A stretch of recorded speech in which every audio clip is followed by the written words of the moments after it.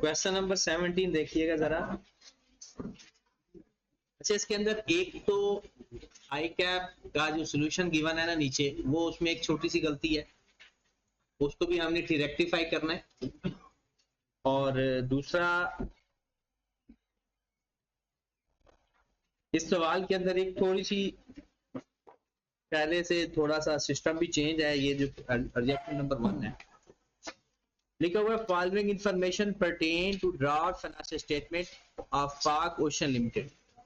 और इस तरह की नेचर के सवाल आने के ज्यादा चांसेस होते हैं कि statement of change in equity भी बनवा ले हमसे, और एरर भी साथ ठीक करवा ले, और बाकी एक्सट्रैक्ट या नोट्स भी बनवा ले। अगर आप इसकी रिक्वायरमेंट देखो तो कहता है prepare statement of change in equity for the year ended December 2014 including comparative figure, column for total is not required. यहां पर ये इंपॉर्टेंट इंफॉर्मेशन है जी, ये जरा ध्यान से देखिएगा।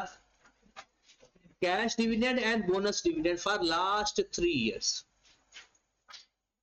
सबसे पहले यहां पर लिखा हुआ है कैश, और यहां पर लिखा हुआ है बोनस। 2012 में फाइनल कैश डिविडेंड है 15%। ये किस साल रिकॉर्ड होगा? 2013 में। और इंटरिम है 2016, ये 2012 में ही रिकॉर्ड होगा। और आगे वो कहता है, जब छोटा सा स्टार होता है तो स्टार को पढ़ते भी हैं, डिक्लेयर्ड हाफ ईयरली अकाउंट्स, मतलब आधा साल गुजरेगा इंटरिम डिविडेंड दे दोगे। आगे देखें, ये इंपॉर्टेंट था इसमें, जिसके लिए मैं आपको ये सवाल पढ़ा रहा हूं। कैश डिविडेंड 18%, बोनस डिविडेंड 20%, और दोनों ही इंटरिम है, और दोनों की डेट भी नहीं बताई। और कहते हैं जो इंटरिम डिविडेंड है वो हाफ ईयरली है।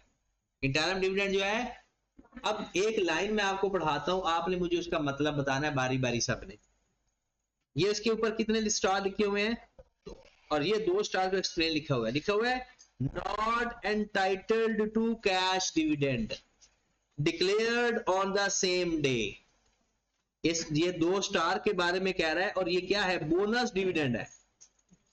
कहते हैं not entitled to cash dividend declared on the same day. अच्छा, हुआ ये है कि आपका 18% भी इंटरिम है लेकिन वो कैश है, 20% भी इंटरिम है लेकिन बोनस है। लेकिन उसने 2 स्टार लगाकर एक नीचे 9 लाइन लिख दी है, not entitled to cash dividend declare on the same day. इस लाइन का मतलब बस बताना है। अली साजदी, आपने जब मैं बात कर रहा था सुन रहे थे? चले बताएं।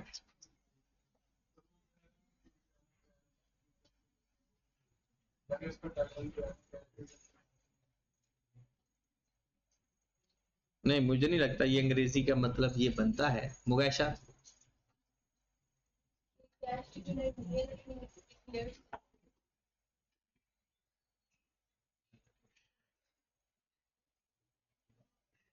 Not entitled to cash dividend declared on the same day.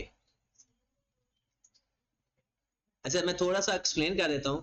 एक ही दिन अगर इंटरिम कैश डिविडेंड भी हो और बोनस डिविडेंड भी हो, ये उसको बता रहा है कि अगर दोनों सेम दिन आ जाएं तो फिर क्या लिखा हुआ है? Not entitled to cash dividend declared on the same day. और ये किसके बारे में कह रहा है? बोनस डिविडेंड के बारे में कह रहा है, क्योंकि स्टार उसके ऊपर है। अगर मैं इसको पढ़ के बताऊं, मैं यहां पर लिख देता हूं बोनस डिविडेंड,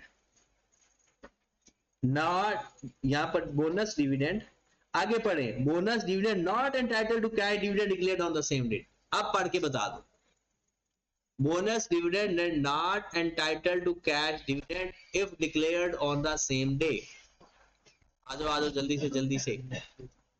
हाँ इशाद,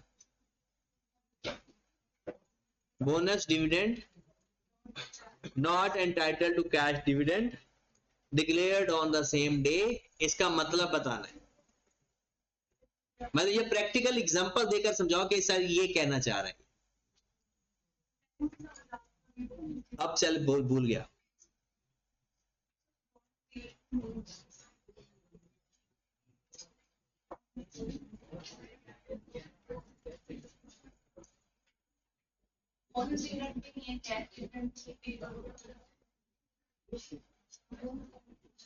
इधर क्या मतलब है?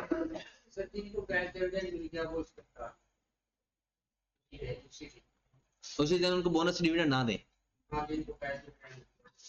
उनको बोनस डिविडेंड ना दें। हाँ एक मिनट तो ठहर। हाँ शारून, क्या नहीं, नींद आ रही है?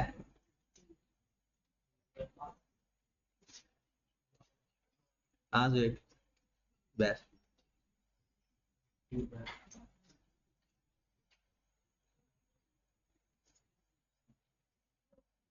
पूछा क्या है हमना? हाँ अब्दुल्ला बताओ।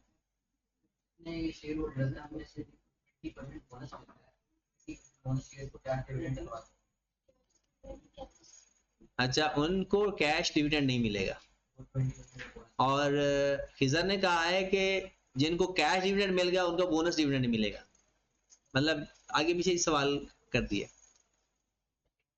हसान क्या सही है? अच्छा उनको कैश डिविडेंड नहीं मिलेगा। अच्छा मैं आपको एक बात हमेशा कहता हूँ, क्वेश्चन अंडरस्टैंडिंग, यही मसला होता है। क्वेश्चन की अंडरस्टैंडिंग में ही मसला होता है, जिससे होगा क्या, हमारे जो सवाल का सलूशन होगा वो कहीं और चला जाएगा। हम अपनी समझ के हिसाब से करते हैं। अच्छा आप मुझे बताएं इंटरिम डिविडेंड कब लेते हैं, कब अप्लाई करते हैं? अप टू द डेट या ओपनिंग पे? Up to the date, right. हम कैश, ये तो पता है ना सबको, जब इंटरिम डिविडेंड लेना होता है सारे नंबर ऑफ शेयर्स ऐड कर लेंगे, फिर जो जितने नंबर ऑफ शेयर्स होंगे उस पर इंटरिम लेकर रिकॉर्ड करते हैं, ऐसा ही है। अब उसने कहा कि अगर सेम डे को, अगर डेट आगे पीछे है, सपोज दैट पहले बोनस शेयर इश्यू हुए, जिन बोनस शेयर इंटरिम डिविडेंड दिया, फिर कैश दिए, तो पहले बोनस की एंट्री क्या पास होगी? यहां पर थोड़ा सा प्रैक्टिकली करते हैं तो 4-5 ही बच्चे जिनको ये बात समझ आएगी, बाकी तो माशाल्लाह वो तो मुझे लगता है सोने ही आते हैं, लेकिन जितने को समझ लग गई काफी है। ऐसा होता है कि हमारे पास यहाँ पर एक स्टेटमेंट चेंज इन इक्विटी में, यहाँ पर शेयर कैपिटल हम लिखते हैं, ब्रॉड ऑन लिखा होता है, फिर डिविडेंड लिखते हैं, फाइनल डिविडेंड। सपोज दैट ये हमारे पास जो ब्रॉड ऑन लिखा हुआ है ना शेयर कैपिटल का, वो 5000 है, और बोनस इंटरिम 10% था सपोज दैट, तो हम इसका 10% लेंगे तो कितना आ जाएगा? 500। फिर उसके बाद समझो कैश डिविडेंड था, डेट चेंज थी, कैश डिविडेंड, मुझे बताओ ये भी इंटरिम था, बताओ 5000 पर अप्लाई करेंगे या 5500 पर अप्लाई करेंगे? 5500 पर अप्लाई करेंगे। क्यों भला? क्योंकि इंटरिम डिविडेंड होता है अप टू द डेट। मैंने कहा पहले बोनस था बाद में कैश था, पहले बोनस था बाद में कैश था। अब अगर मैं यही बात करूं, ब्रॉड ऑन 5000, मेरा पहले कैश डिविडेंड होता इंटरिम, तो क्या वो शेयर कैपिटल से माइनस होता? कैश डिविडेंड की एंट्री क्या होती है? रिटेन अर्निंग टू, सो वो यहां पे ना आता, रिटेन अर्निंग में से जाकर माइनस होता, फिर मैं लेता बोनस, मेरा बोनस किस पर अप्लाई होता? 5000 पे, तो उसका 10% ले लेता, 500 आ जाता।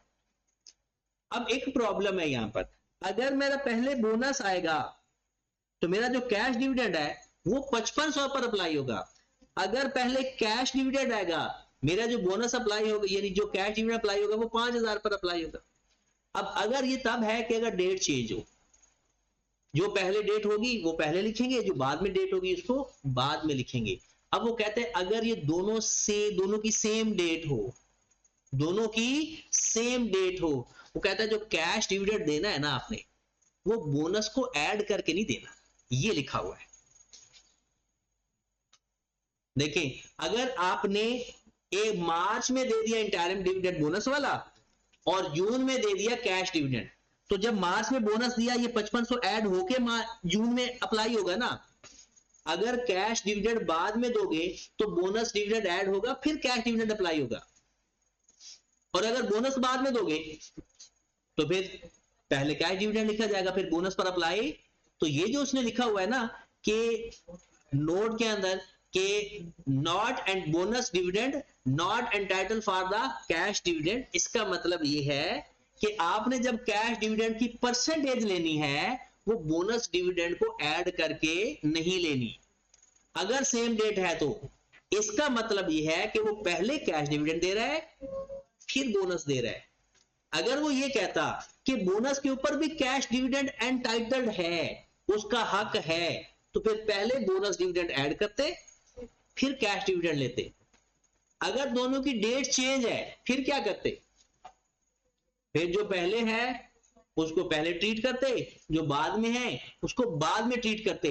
लेकिन अगर ये सेम डेट को हैं तो इसमें अब पहले किसको ट्रीट करेंगे, कैश डिविडेंड को, क्योंकि अगर हमने पहले बोनस डिविडेंड ऐड कर दिया तो उसके ऊपर तो फिर कैश डिविडेंड भी अप्लाई हो जाएगा। और वो कहता है कैश डिविडेंड अप्लाई नहीं करना, इसका मतलब ये है। ठीक होगी बात। चलें जनाब आगे सवाल इसको देखते हैं। इसमें ये एक अच्छी बात थी, मतलब अच्छी बात तो नहीं थी, ये बस अंग्रेजी का मसला था, अच्छी बात में तो इसमें कुछ भी नहीं था। हाँ जी आगे देखते हैं, इसमें एक एरर है वो देखते हैं, बस सवाल हल करते हैं फिर। ध्यान, मैंने ना एक ही सवाल करवाना है, बाकी सवाल आपने खुद करने हैं। और क्वेश्चन नंबर 14 और 13 का सलूशन मैं शेयर कर दूंगा, बल्कि कर दिया हुआ है। मैं आपके ग्रुप के अंदर ना डेली बेस पे IS 8 का जो रिकॉर्डिंग शेयर कर रहा होता हूँ, वो दूसरे क्लास की थी। अब तो आपका भी चैप्टर खत्म हो गया, उनका भी चैप्टर खत्म हो गया, बट उनको क्वेश्चन नंबर 17 में डिस्कस नहीं किया, तो इसकी मैं रिकॉर्डिंग कर रहा हूँ। तो ये 17 की उनको रिकॉर्डिंग मिल जाएगी, आपके साथ में हल कर रहा हूँ। और क्वेश्चन नंबर 14 मैंने उनको हल करवा दिया हुआ है, वो लास्ट लेक्चर में होगा, आज के लेक्चर में नहीं, लास्ट लेक्चर में होगा। आज के लेक्चर तो है ही 10-15 मिनट का IS 8 उनका, तो इसलिए आप वो लेक्चर चाहे सुन लेना अगर आपको क्वेश्चन नंबर 14 में मसला है। अगर नहीं मसला तो फिर कोई मसला नहीं, वो सुनने की जरूरत नहीं है। हाँ जी ये सवाल आप कर ले। ये इसमें आई कैप ने गलती ये भी की है, सोल्यूशन में मैं बता देता हूं पहले ही, ये गलत लिखा हुआ है। Final cash dividend 15%, cash dividend को उसने शेयर कैपिटल में ऐड किया हुआ, कैश डिविडेंड को शेयर कैपिटल में ऐड किया हुआ है, तो कैश डिविडेंड कभी भी शेयर कैपिटल में ऐड, तो इसलिए इसका सारा सोल्यूशन चेंज हो जाएगा, क्योंकि उसने फिर 230 के ऊपर ये 20% लिया होगा, लेना किस पे चाहिए था 200 पे, इसलिए सवाल हल कर लो साथ में। Pak ocean Limited for the year ended December 2014, 2014 आपका ईयर एंड है जनाब।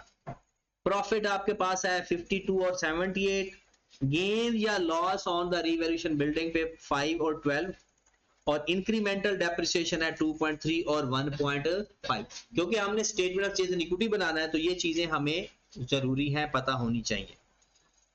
उसके बाद वो कहता है installation of assembly plant was completed, इसके अंदर ही एरर है, बस ये आपने ही बताना, ये भी मैंने आपसे पूछना है और मैंने उन लोगों को पूछना है जिनकी आंखों में नींद भरी हुई है। Installation of N assembly plant was completed in December 2012 at a cost of rupees 60 million and it was ready for use on 1st Feb 2013. However, depreciation for the year ended December 2013 amounting 4.5 million was worked out. क्या कह रहा है वो, कहते हैं दिसंबर 2013 की उन्होंने depreciation कितनी वर्कआउट की 4.5 million from the date of production that is 1/4/2013। सवाल आप देखें, उसने क्या कहा कि जनाब आपके पास 60 मिलियन का एक एसेट था जो रेडी फॉर यूज कब था 1 February 2013, तो डेप्रिसिएशन किस दिन से स्टार्ट होनी चाहिए थी 2013 के दिन से, उसने किस दिन से स्टार्ट की 1/4 और डेप्रिसिएशन कितनी चार्ज कर दी उसने 4.5 मिलियन। ठीक होगी बात, आगे पढ़ते हैं। The additional depreciation of ₹1 million was included in the depreciation expense for the year 2014। कमाल की चीज है, सिर्फ और सिर्फ अंग्रेजी वाला क्वेश्चन है ये, इसमें कोई था ही नहीं। जिसको अंग्रेजी की समझ लगी उसका सवाल भी ठीक है, जिसको अंग्रेजी की समझ नहीं लगी उसका सवाल भी गलत है। आगे देखिए, in an attempt to correct the error, पता है सवाल दोबारा पढ़ूं, मैंने उर्दू में मैंने पढ़ा तो फिर आपको समझ लग जाएगी, इसलिए अंग्रेजी में दोबारा पढ़ता हूं। दिसंबर 2012 के अंदर 60 मिलियन का एसेट रेडी फॉर यूज कब था? 1/4/2001 to 2013। लेकिन उसने डेप्रिसिएशन कब से लेना स्टार्ट कर दी? 1/4 से। बताएं उसने डेप्रिसिएशन कम चार्ज की होगी या ज्यादा? कम चार्ज की होगी, क्योंकि 1/4 से डेप्रिसिएशन चार्ज करना शुरू करनी थी, और उसने कब से चार्ज करना शुरू की? ठीक है, और डेप्रिसिएशन उसने चार्ज कर कितनी कर दी? 4.5 मिलियन। बस इससे आगे मैंने बताया तो फिर सब समझ लग जाएगा। आपने मुझे ये बताना है एरर है कितना, और डेप्रिसिएशन की वजह से मेरे प्रॉफिट में क्या क्या फर्क आ सकता है। मैं थोड़ा क्वेश्चन साफ कर देता हूं, जिसके पास बुक है वो बुक से सवाल पढ़ ले, जिसके पास बुक नहीं है वो ले। मैंने सवाल इतना एक बड़ा कर दिया तो मुझे लगता है कि अब आपको पता चल जाना चाहिए। मैंने जवाब से ज्यादा ना सवाल, यानी इस अंग्रेजी की अंडरस्टैंडिंग लेनी है आपसे, या जो उसने किया हुआ है बस वही समझा देना।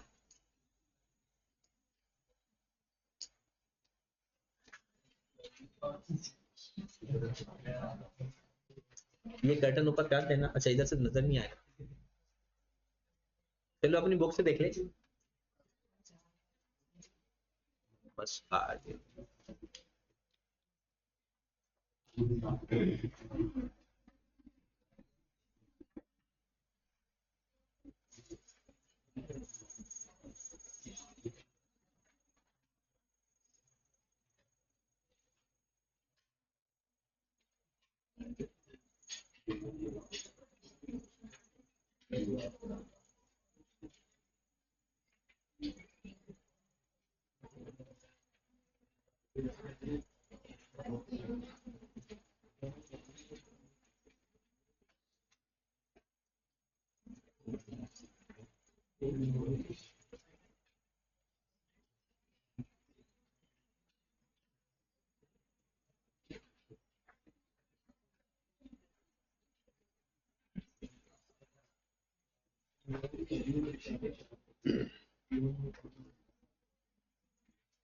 हाँ जी, डन।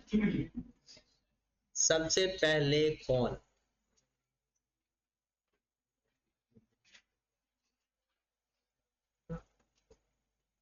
हाँ बताओ ऊंची आवाज में कि सबको समझ लगे। साल की डेप्रिसिएशन थी 6 मिलियन। अच्छा आपकी साल की डेप्रिसिएशन थी 6 मिलियन, ठीक है, 4.5 चार्ज, उसने लिख दी 4.5, फिर 1.5 से कम, 1.5 से उसने कम चार्ज की या ज्यादा चार्ज की? कम। आप कह रहे हो डेप्रिसिएशन थी 6, उसने लिख दी 4.5। अच्छा कम चार्ज कर दी, ठीक है, कितने से कम? 1.5 से। उसे प्रॉफिट ठीक कर देंगे, ठीक है। अच्छा यानी डेप्रिसिएशन लेनी थी 11 महीनों की, और उसने कितने महीनों की ले ली?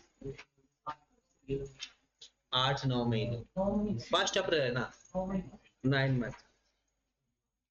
हाँ जी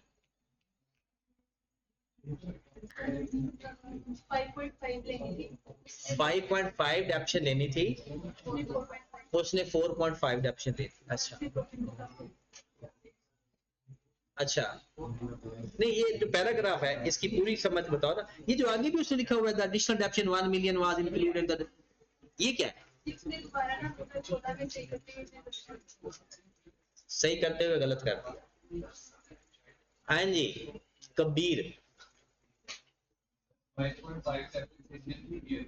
ठीक है, कम चार्ज कर, ठीक है। सही नहीं करना अभी हमने, अभी ये देखना है कि जो उसने जो गलतियां टोटल की हैं वो बता दो बस। हाँ जी ये बेसिकली लिखा ये हुआ है, और आप लोगों ने ये 5.5 मिलियन को फाइंड करने की भी जरूरत नहीं थी।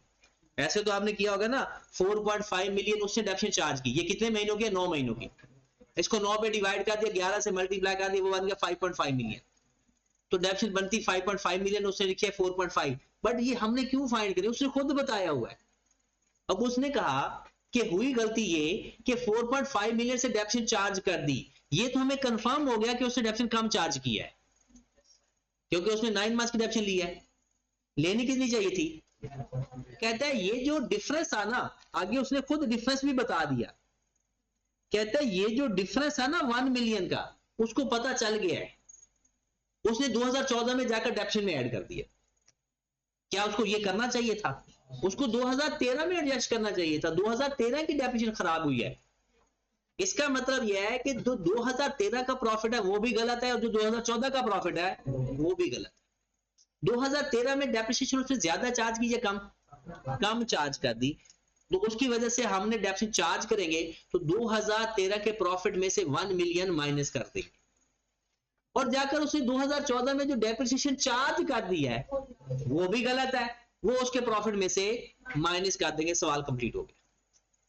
सिर्फ 1 मिलियन 2013 के प्रॉफिट में से माइनस कर देंगे, और 2014 के प्रॉफिट में ऐसा क्यों करेंगे, क्योंकि उसने 2013 की डेप्रिसिएशन गलत की है, और उसकी वजह से सही करने के चक्करों में 2014 की डेप्रिसिएशन भी गलत कर दी। ठीक होगी बात, आगे चले फिर।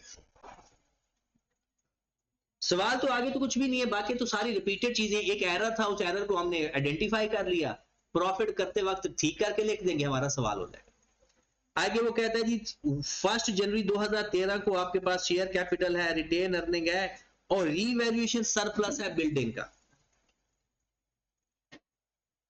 30 नवंबर 2014 को आपने 25% राइट शेयर इशू किए एट द रेट ऑफ ₹120 पर शेयर, और आगे उसने डिविडेंड के बारे में बता दिया, कहता है statement of changes in equity बताओ विद कंपैरेटिव 2014। कब से शुरू कर देंगे जनाब, 1/1/13 को। तो अगर हम ये सवाल शुरू करते हैं, बाकी ऊपर हेडर तो बना लोगे ना, share capital, share premium, general reserve की तो मेरे ख्याल में कहीं बात भी नहीं हुई,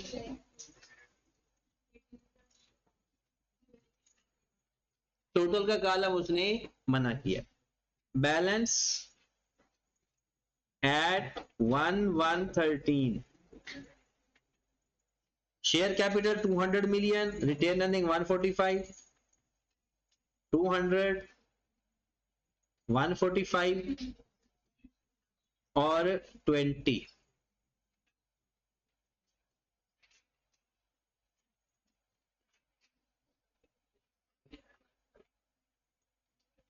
अब सवाल पढ़ते जाओ और एडजस्टमेंट करते जाओ। यहां पर आए जनाब, सबसे पहले जो जो चीज 2013 में एडजस्ट होनी है वो लिखनी है। प्रायर पीरियड एरर तो है नहीं, क्योंकि कौन कौन सा साल गलत है, 2013 और 2014।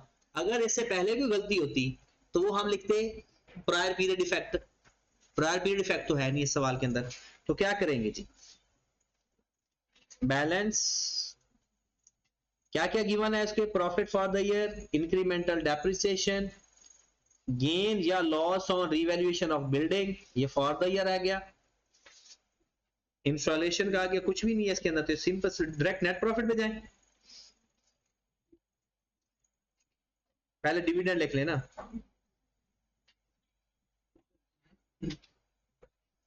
दो 2012 का कोई डिविडेंड एडजस्ट होना 2013 में, कौन से वाला, 15% कैश डिविडेंड, ये आई कि आपने गलत लिख दिया गलती से, फाइनल कैश डिविडेंड लो 15% इसका, डन। आई कि आपने ये 30 मिलियन भी इसमें ऐड किया हुआ है। हाँ जी, 2013 के 2 इंटरिम डिविडेंड है, एक 18% कैश और 20% इंटरिम, डेट भी नहीं बताई, और उसने नीचे लिखा हुआ है कि ये जो इंटरिम है ना ये सारे के सारे हाफ ईयरली हैं, दोनों की सेम डेट है। बता पहले कौन सा लिखूं, अगर मैं बोनस लिखूंगा तो उसके ऊपर कैश आ जाएगा, और उसने कह दिया है कि पहले आपने बोनस के ऊपर कैश का कोई टाइटलमेंट नहीं है, बोनस के ऊपर कैश का कोई राइट नहीं है, तो पहले कैश डिविडेंड लिख लेते हैं, इंटरिम कैश डिविडेंड, कितनी अमाउंट 18%, ले जरा 18% इसका 36। फिर आप ले ले बोनस इंटरिम, बोनस वो कितना है 200 का 20%, 40। यहां तक कोई बात परेशानी वाली हो? उसके बाद नेट प्रॉफिट, नेट प्रॉफिट के एक तो सही करेंगे और साथ रीस्टेटेड का लफ्ज भी लिखेंगे। कितना नेट प्रॉफिट? नेट प्रॉफिट आपका है मेरे भाई 52। 52 में कुछ प्लस माइनस करोगे? पेपर में RS ना लिख देना, रीस्टेटेड लिखना। 52 माइनस 1 कितना आ गया नेट प्रॉफिट? इंक्रीमेंटल डेप्रिसिएशन जी, इंक्रीमेंटल डेप्रिसिएशन कितनी है? 2.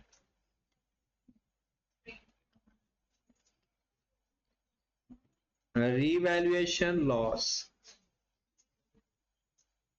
ये जो रिवैल्यूएशन लॉस है ना, ये statement of change in equity के अंदर नहीं आता, लेकिन ये बिल्डिंग का है।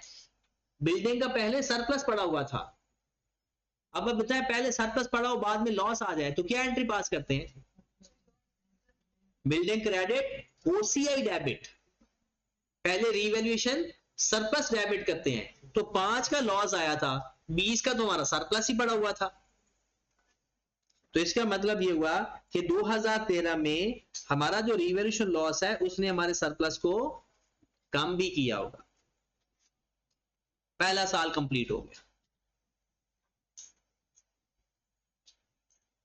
देख ले अगर कोई चीज रह गई है तो बता दो, वरना फिर बैलेंस कर दो। दिसंबर 2013,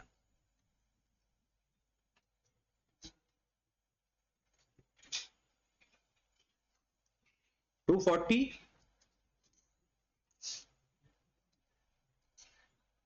रिटेन अर्निंग को प्लस करके बता दो कितना? 92.3 और 20 में से 7.3 माइनस कर, यहां तक ओके। अगले साल पे चलते हैं।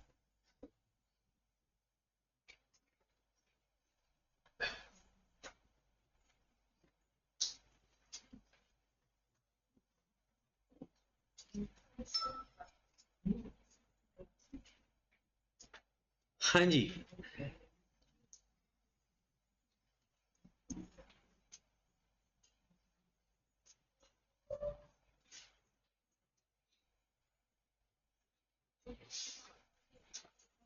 अगले साल डिविडेंड पे चलते हैं। पहले 30 नवंबर को ये मसला भी हुआ है। हाँ जी, 2013 का कोई फाइनल डिविडेंड है? 2013 का, क्योंकि फाइनल 2014 में रिकॉर्ड होता है ना, है ही नहीं। 2014 में ये रिकॉर्ड होगा? नहीं रिकॉर्ड होगा क्योंकि फाइनल है। ये रिकॉर्ड होगा? ये भी रिकॉर्ड नहीं है क्योंकि ये भी फाइनल है। डिविडेंड तो गया। अब आ जाओ 30 नवंबर को हमने राइट शेयर इशू किए हैं और इसके अलावा कुछ भी नहीं है। हाँ जी, 30 नवंबर राइट शेयर्स। तरीका आता है राइट शेयर फाइंड करने का? कैसे करते होते हैं? 25% राइट शेयर इशू किए आपने 120 के हिसाब से, तो आपका शेयर कैपिटल चार्ज कितना रहा है? 240। 240 को मैं 100 पे डिवाइड करने लगा हूं। आपके पास आ गया 2.5 नंबर ऑफ शेयर्स, इसका 25% लिया, कितना? 0. इसको 100 से भी मल्टीप्लाई करो और 20 से भी मल्टीप्लाई। 100 से मल्टीप्लाई किया तो 20 से मल्टीप्लाई किया तो, ये बात सबको समझ लगी? आपने 25% राइट शेयर इशू किए हैं 120 रुपए के हिसाब से, 100 रुपए तो हमारी फेस वैल्यू है, हमने 240 को 100 पे डिवाइड किया, नंबर ऑफ शेयर फाइंड कर लिए। अब नंबर ऑफ शेयर फाइंड करके उसको 25% से मल्टीप्लाई किया तो हमारे पास ये आ गया है राइट शेयर्स, और राइट शेयर्स को फेस वैल्यू से मल्टीप्लाई किया तो शेयर कैपिटल में ऐड कर देंगे, और शेयर प्रीमियम से मल्टीप्लाई करेंगे तो शेयर प्रीमियम में ऐड कर देंगे। तो शेयर कैपिटल में कितने ऐड होंगे 60 12। उसके बाद नेट प्रॉफिट पे चले जाएं। Net profit for the year कितना है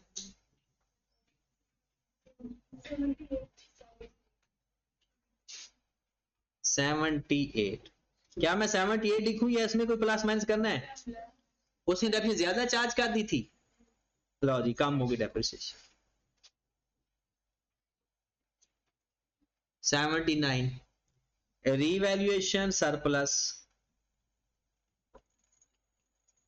इस जो बड़ा हुआ ये क्या है, वो कहता है the information draft financial statement year ended profit for the year, नहीं ये रीवैल्यूएशन फॉर द ईयर नहीं है, ये मुझे लगता है बैलेंस बचा पड़ा है, क्योंकि ऊपर ये फॉर द ईयर होता तो ये 12 ऐड कर देते। वो कहता है ऑन रीवैल्यूएशन ऑन बिल्डिंग, इसकी सिर्फ इंक्रीमेंटल डेप्रिसिएशन लो।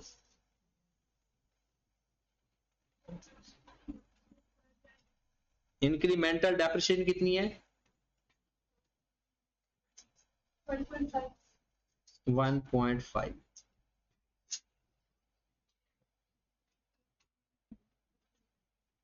सवाल आपका कंप्लीट हो। नहीं देखो ना, वो बैलेंस पड़ा हुआ है फाइनेंशियल स्टेटमेंट के अंदर, वो रिवैल्यूएशन फॉर द ईयर लफ्ज नहीं लिखा हुआ। 5 तो इसलिए किया था ना क्योंकि लॉस हुआ था, सरप्लस पहले पड़ा था जितना लॉस हुआ। हाँ अगर आपने, क्योंकि वो सारी चीजें फॉर द ईयर पड़ी हैं तो ऊपर फॉर द ईयर का लफ्ज नहीं लिखा हुआ, इसलिए मैंने इसकी अजम्पशन ली है।